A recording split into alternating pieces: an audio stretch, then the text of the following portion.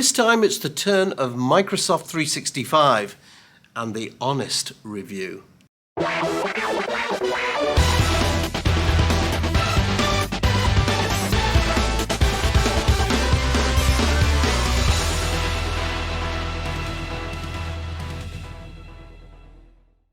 Greetings YouTubers, welcome back to the channel. Andy Malone, a Microsoft MVP as well as a Microsoft certified trainer. Over the past year I've been doing lots of tech videos on Microsoft 365, Exchange, SharePoint and so on. And one of the most common questions that I get is, what do I really think of the products? And I thought, okay, let's investigate that, shall we? And now what I thought I would do is I would give you my honest review. So this is Andy's honest review of everything to do with Microsoft 365. But be prepared, there is an element of the good, the bad, and the ugly here, all right? So without further ado, if you've not subscribed to the channel, of course, please go ahead, click on that subscribe button, ring the bell, and you won't miss out on the good stuff in the future. And as always, by the way, if you've got any questions, comments, feedback, I love your questions, so please pop them down below there in the comments section. So let's begin. So Microsoft 365 originally started life as Office 365. Now, around 11 or 12 years ago, as a Microsoft instructor, I was one of an original group of 12. And our job was to go and learn Microsoft 365 and deliver it to the masses. And back in those early days, the portals were really very poor. Predominantly, you had to administer the product by PowerShell. And, you know, PowerShell, for the most part, can be quite tricky. But when you're doing absolutely everything in PowerShell, I got to tell you, it's quite a daunting task. But the product has come on a long way. And I see Microsoft a little bit like a bull in a china shop. Sometimes you think that a product is not so good, but they come at you. They will keep coming at you until they get their products right. So products in the past that, you know, didn't do so well. If you remember the Zune player, the Microsoft Zune, that was the music player. I think I've still got mine actually.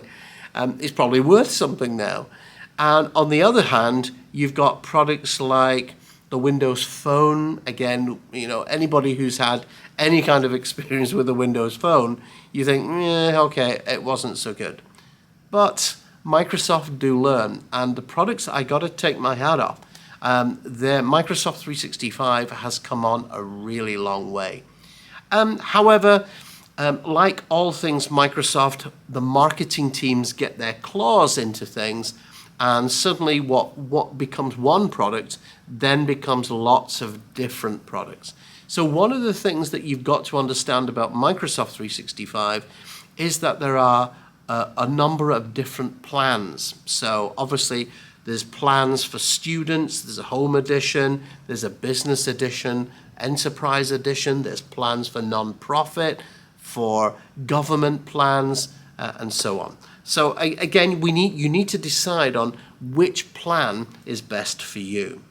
Now, one of the big differences between traditional Microsoft products where you needed to purchase the product and then you had what we call a license key, and that would give you perpetual licensed access to that particular product. So nowadays, it doesn't work like that. In fact, many software vendors are going down this path. And what this means is it's a subscription-based model. So you pay your subscription every month. And just one quick tip about that, by the way, when you're paying the subscription, you have a choice. Do you want to pay monthly or do you want to pay yearly? I would always recommend go with the yearly option. You get a much better deal. All right. And other tips, I would say, if you are a very large organization, you've got a large number of seats within the organization, never pay the list price. Always negotiate with a salesperson. Microsoft are like any other company. They've got sales targets to meet, so you might want to get the best deal that you possibly can. So in terms of the product offerings themselves, there are different SKUs.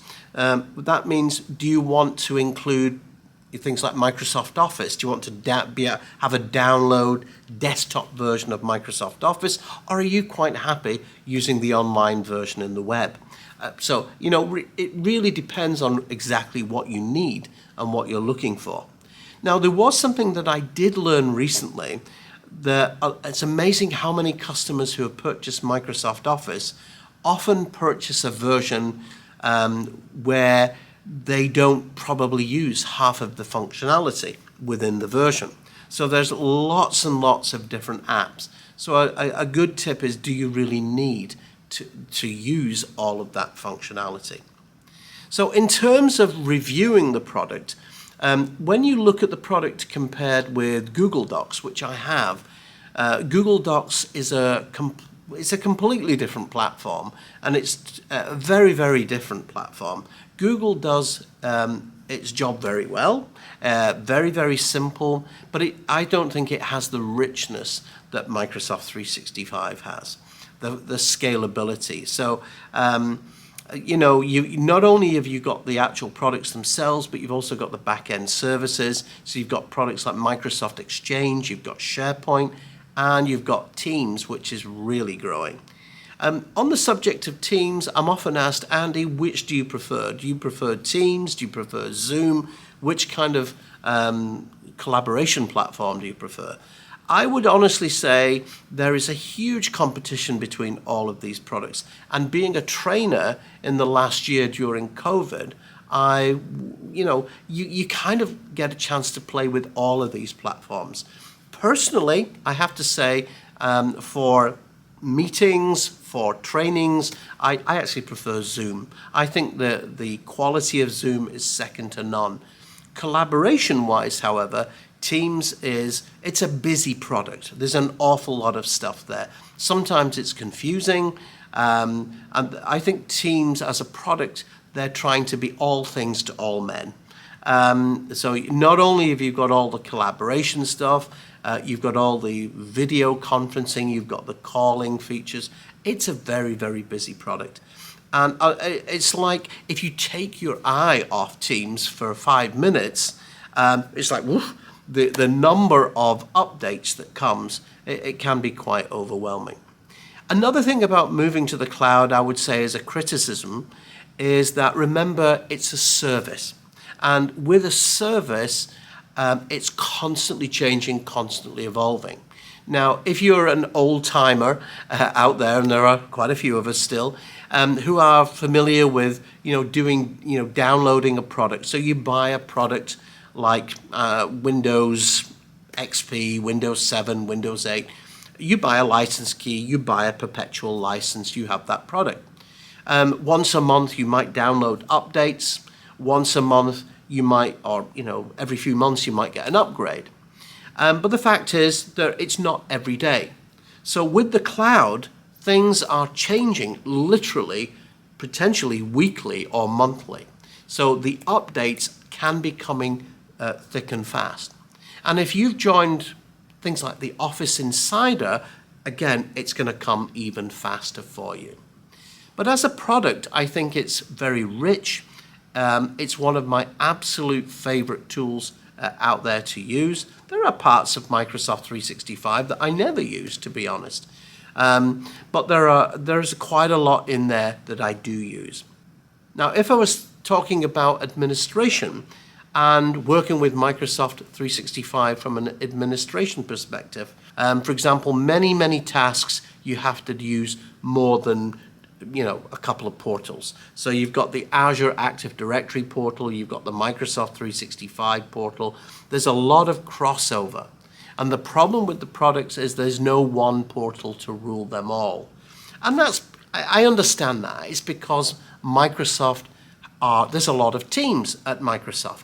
So if you're a developer at Microsoft, you might work for the Azure Active Directory team. Another team, you might be involved with the Intune team and things like that. So obviously integration is always going to be an issue in the cloud. Now, the one thing I must really add about Microsoft is they really do listen to their customers, certainly from personal experience anyway. So products like SharePoint and Exchange, I think they've done a fantastic job at improving the user experience, the user interface. When we talk about security, there's definitely the good, the bad, and the ugly. So the good, the tools are absolutely fantastic.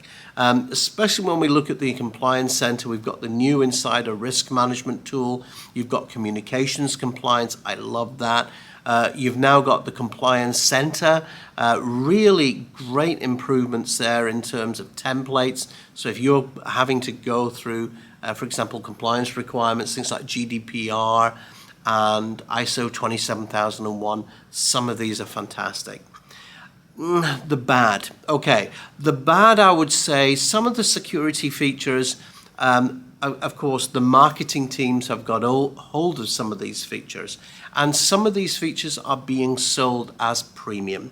So unless you've got the Enterprise Mobility and Security add-on, unless you've got the E5 add-on, you don't get like cool features like safe attachments. You don't get things like web links and things like that. So these are features that used to be in, for example, Advanced Threat Protection, which is now called Windows 365 Defender. Now, it's a real shame because, you know, they're available on certain plans, but other plans, you just get the basic security offerings. Personally, I think security is so important. I think it's something that all customers should get. One particular one that sticks out is a feature called the Customer Lockbox feature. Now, typically when you call a vendor, the support engineer will go into your account and he will be able to help you. So with the Lockbox feature, which is only available with the E5 and EMNS add-on, what this does is it adds an additional layer of security on your side. So when you call the engineer enters the Lockbox system. He has to then get a approval, if you will, from his manager. But then the manager requests approval from you or from somebody in your organization. And once she gets approved, then of course the engineer can help you. And there's just that extra layer of security. And the thing is, it's just-in-time access. So just enough administration, but it's delivered just in time. And as soon as the engineer closes the ticket, it's gone. Yes? Now, I do not know why this feature shouldn't be available to all business customers, and maybe it will in the future. So for me, that's definitely the one in my ugly list in terms of Microsoft security. So just to conclude, what do I think of Microsoft 365? I love it. I think the functionality is way better than many of the other offerings out there. If you're a home user and you want to experience it, hey, you know, a lot of the online features, so things like Word, Excel, PowerPoint, you can get for free. So if you sign up to a basic OneDrive account, you get a lot of that functionality for free. There's even a free version of Microsoft Teams. Bearing in mind, though, all things free do come with limitations. But if you want to get the real power of Microsoft 365, then, of course, a paid subscription is the way to go. I want to just shout out one of my colleagues.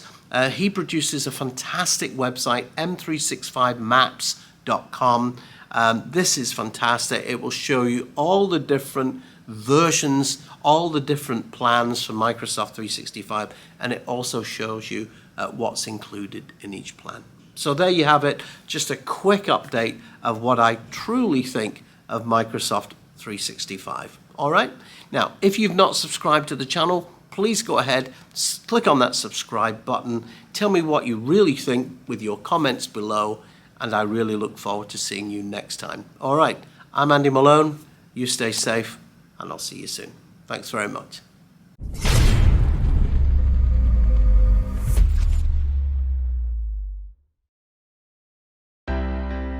Thanks for dropping by. Hope you enjoyed the video. Go ahead and click on the subscribe button and ring that bell and you won't miss a thing. See you next time.